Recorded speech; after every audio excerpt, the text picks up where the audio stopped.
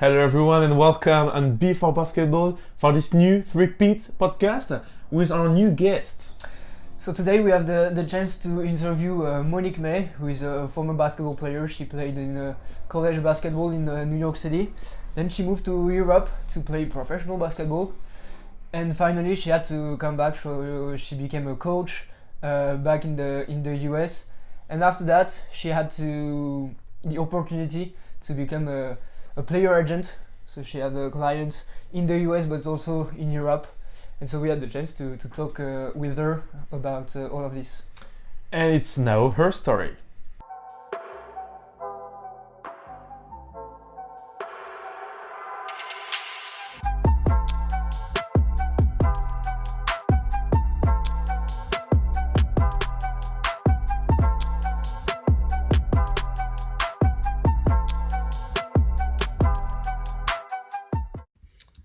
So first of all, hello, Monique Maye. Thank you very much to be here with us today.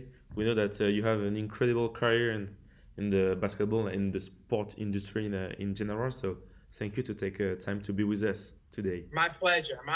Thank you for inviting me.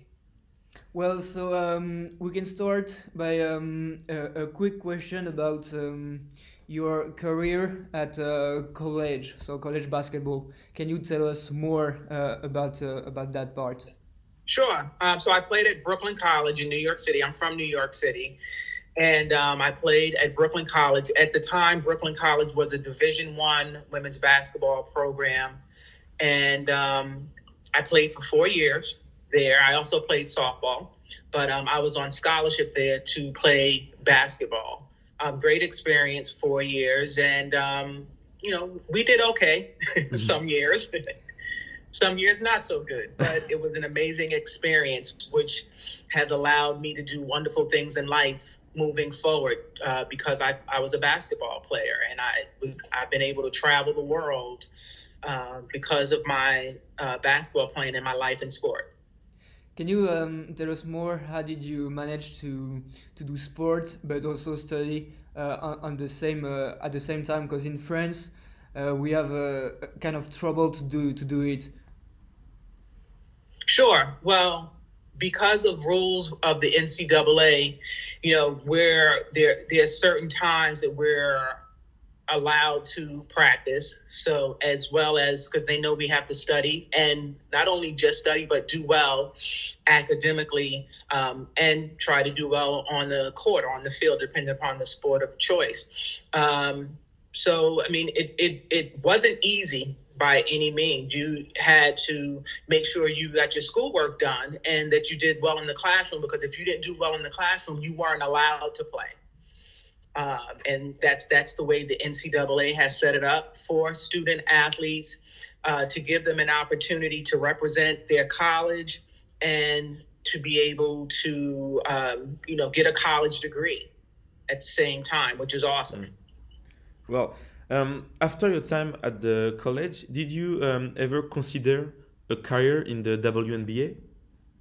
Well, the WNBA didn't exist.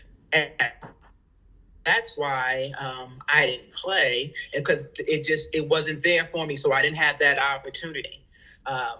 Many years later, after I played in college and then played professionally, the WNBA came about. There were other professional women's basketball, not college, but professional basketball.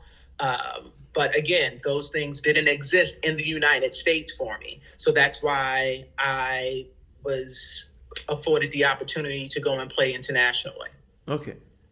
Can you so now share more about this experience abroad?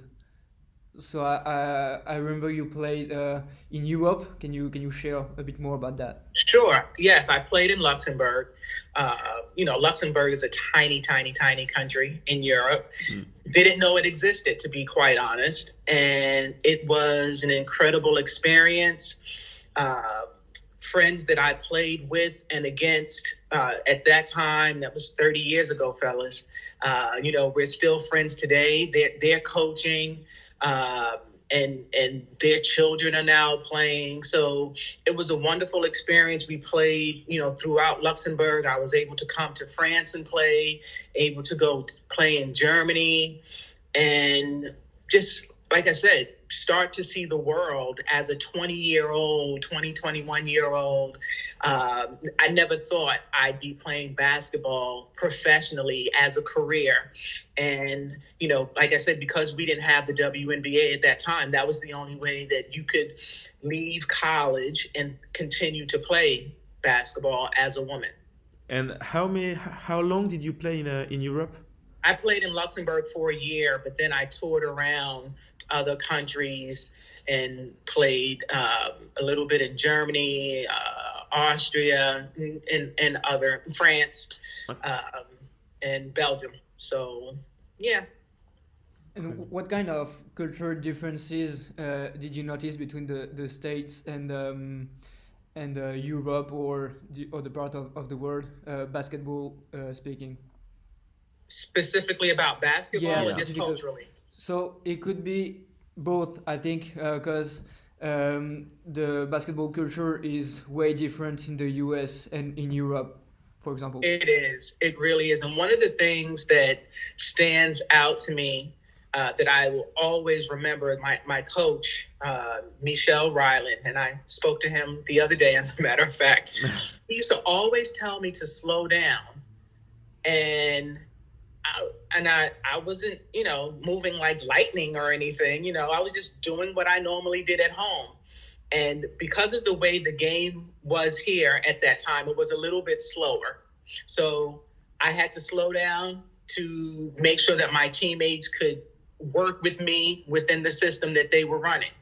And it just always mind boggled me. Why do I need to slow down? We got to get to the basket. We got to score, But he asked me to slow down. So eventually I learned to slow down and play within a different type of system. Because as you said, the game was a lot different here than what I was used to in the States.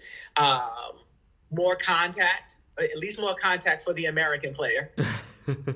And, not getting calls and having to refrain from getting upset. And it's just the culture. It's the nature of the beast. It's the game. And, you get used to it and you adjust to your game and you play, you have fun, and hopefully you win. What time did you prefer playing in the US or abroad, like in Europe? Everyone wants to play at home because you want to play at home in front of your home fans. But, playing abroad, it's part of the reason why I'm sitting here in Paris now, because I love Europe. And any opportunity I can get on a plane and come to Europe and see friends and show other people, like show other students, which is what I'm doing now, what it's like to be here, what it's like to work here. It's always a wonderful opportunity to be able to share that and sort of pay it forward and show other young people what I lived and what they're going to be capable of living. Maybe not in sports, but in other arts and cultures from a European standpoint. And so after a while in Europe, what made you decide to come back to the US? I wasn't finished school. So I had to finish my degree because I knew I wanted to go to law school. And so I needed to finish my degree, and I didn't want to lose too much time in between because I felt like maybe I wouldn't go back and finish. So I wanted to get back to the States, finish up my undergraduate degree, and then instead I went on to graduate school, and then I ended up going to law school. And we know that after that, you decided to become a coach. Actually, I was coaching when I came back from Luxembourg, when I finished playing in Luxembourg, and I coached in Luxembourg as well. When I was there, I coached the American high school kids, okay, which was wonderful. I loved that. And then I coached some lower level third division teams in Luxembourg as well, women. So, and then I came back to the United States, and I was able to become what we call a graduate assistant coach at Brooklyn College. and I left Brooklyn College and went to Northeastern University in Boston, and I was an assistant coach there. Okay. And what were the differences between, be a player and be a coach? It's two different sides of the For cross. sure. I guess I've always been somewhat of an educator. I was able to teach people why I needed them to do certain things on the court and show them how to do it and just explain to them. It's one thing when you tell someone to do something, but if you can explain to them why you want them to do it, it works better, because then they get a better understanding of, why am I doing this? Why do you want me to cut this way? Why do you want to change my shot? Why do you want me to shoot this way? Why do you want me to defend this way? Why do I have to bend my knees when I'm playing defense?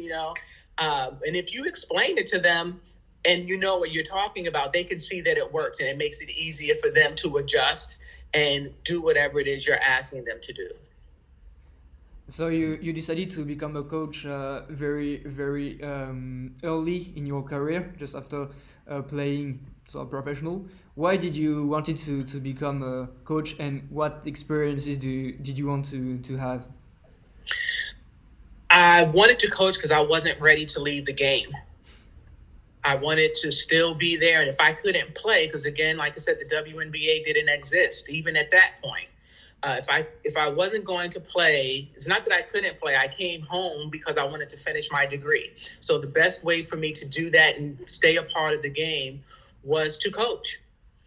Because after you're finished your 4 years in college, that's it. You don't play college anymore unless you have an extra year and you go into graduate school. So to be around the sport and to be part of it, I decided to coach. And that's a good reason. Yeah, that's a very, very good reason. And did you continue coaching after graduating? So I was coaching while I was finishing up my undergraduate degree. And then while I was in graduate school, yes, I continued to coach. I stopped coaching once I got into law school because there just wasn't time to coach. Going to law school was a full-time job. So there just wasn't time for me to do it.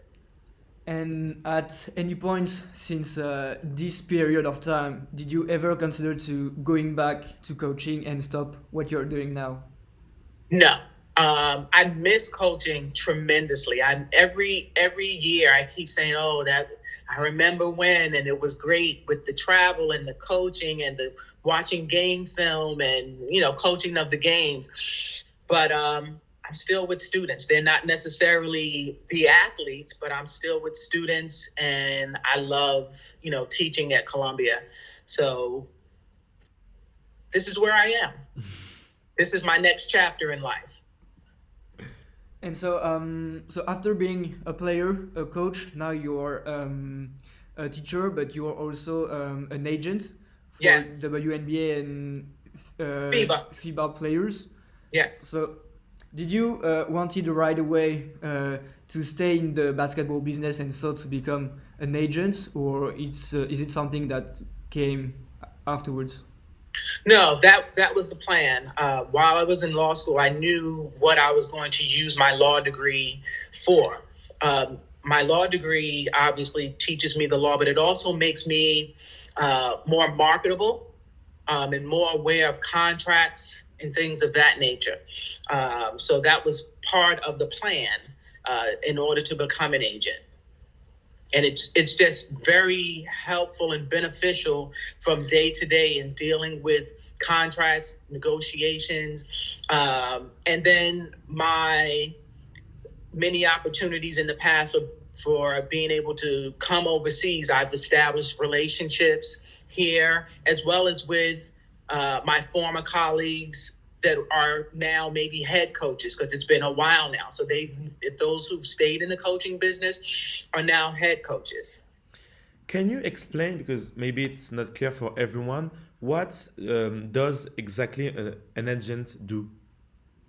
A sports agent helps solidify jobs for male, female, whomever you decide to represent basketball players, especially on the international level. So I go and I recruit male and female basketball players.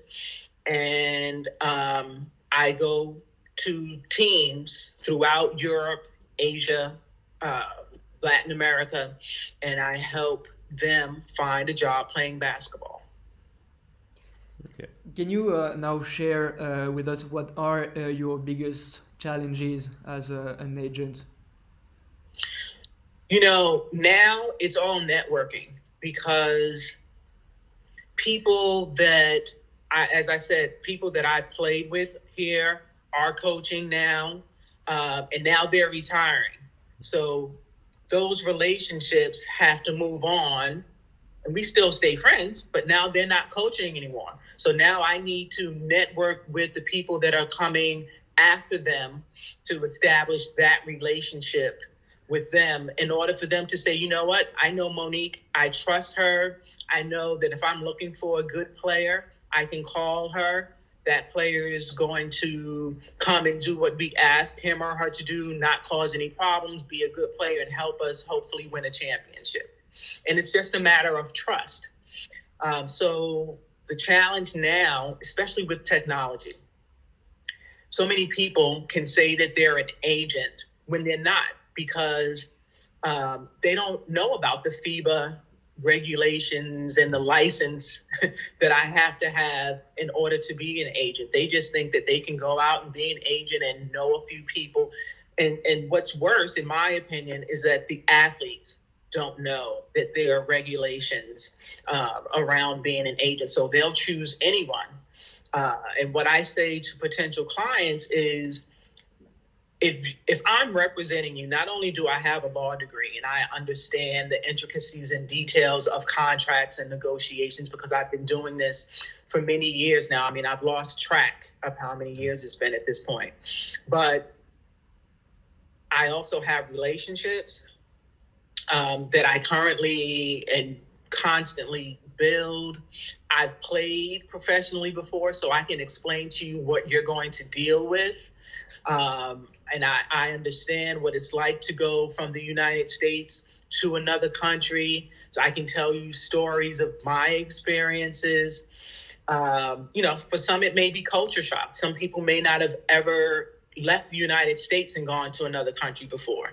The culture can be different. Obviously, there may be a language barrier, but, and I always tell people, if I was able to adjust, you'll be able to adjust. You were talking about networking trust. Was it a big challenge for you to do these kind of things? Because we know it can be challenging for some people because they're shy, they're not willing to talk to people they don't know, to network. I have no problem talking to people that I don't know. The problem is sometimes on the other side, there's a language barrier. I mean, but with technology, Google Translate, I can get through that. But the challenge just comes, there's so many people to meet and to network with. There are not enough hours in the day. But I'm always willing and able to meet people through social networks. Even while I'm here in Paris, I want to talk to and maybe get an opportunity to meet with some coaches and general managers of teams to let them know that I have really good clients that are available, that will be available. And even if I don't have someone that they're looking for now, they can email me, call me in the future if they're looking for players. For sure. You talk a little bit about it, but what's the difference between a US agent and a European agent? You mean someone like myself and then an agent that's from a European country? Yes. I think the territory that we cover. So if I'm dealing with, let's say, a French agent, maybe he or she doesn't have the network in Germany, in Luxembourg, in Spain, whereas I can have a network, and I have in the past had a wider net to cast because I played in Luxembourg, so I have contacts in Luxembourg. I've played in tournaments and in Paris. So I have some people that I've worked with in Paris, and I've just met people. I have a wider net that I can cast to be able to have many opportunities for my American clients and sometimes European clients. If I have European clients, a lot of Europeans come to the States to go to university, and then they want to go back to Europe and play basketball after. They may not want to go back to their country. They want to go to a different country. And that's perfect because I'm able to represent them and say, okay, you don't have to go back to Germany. Maybe you can go to France and be that EU player that the team is looking for. You don't, when they open the borders, you don't have to just go back to your country and play. You can go and play in any country, which is wonderful. Right. Was it because for some sport, let's take football for example, you to be an agent you have to have different licenses to do your job in, for example, France or Germany or in the US. So that's different licenses. Is it the same in basketball? So do you have to own licenses to do your job in different parts of the world? Yes, so American football, the NFL, they have their license. Agents have their license. The NBA, they have their license. WNBA, and baseball, and it's all different. Some may ask you to take an exam. Some may just ask you to pay a fee, and you go through a litany of questions of your background, your education, criminal background if you have one, and hopefully you don't. Yes, you do need a license, and that's what I was saying earlier. There are a lot of student athletes who don't know and don't understand that you don't just one day wake up and say, I'm going to be an agent, and poof, you're an agent. There's a license that you have to hold to be a credible, reputable agent. There are agencies out there that regulate what we do. And did you have any trouble with some agent that were trying to do their job in countries where they couldn't do because they didn't have the license, and so they kind of it happens all the time. And I mean, especially in the United States, I think it may happen more in the European market as well, and I'm just not aware. But, I'll ask an agent all the time, are you FIBA certified? And they may not be. Then I don't want to work with them. Okay. Because I need to work with someone. If something happens to my client, I need to know that my client is secure. And we both have the license that we need to work together. But it happens a lot in the United States. Someone just loves sport, and they may know someone and say, okay, I'll get you a job and I'll negotiate the contract for you. But they don't have a license to do it. But the student athlete doesn't know that an agent has to have a license to do the work that we do. Right. Do you think student athletes should be thought about agent and how this kind of job work to be advised on what they have to do, not to be screwed over, if I may say? Yes. Mm-hmm. Yes, that's a great way to put it, because that's exactly what happens. Yes, and I would love to be able to do that. And actually, I've been trying to educate as many student athletes as I can, whether they hire me to represent them or not. When we have our initial discussion, I always explain to them how the business works. So, because I don't want them to get screwed over. However, the NCAA, they don't do that for them, but then they also make it difficult sometimes for people like myself to gain access to the student athlete.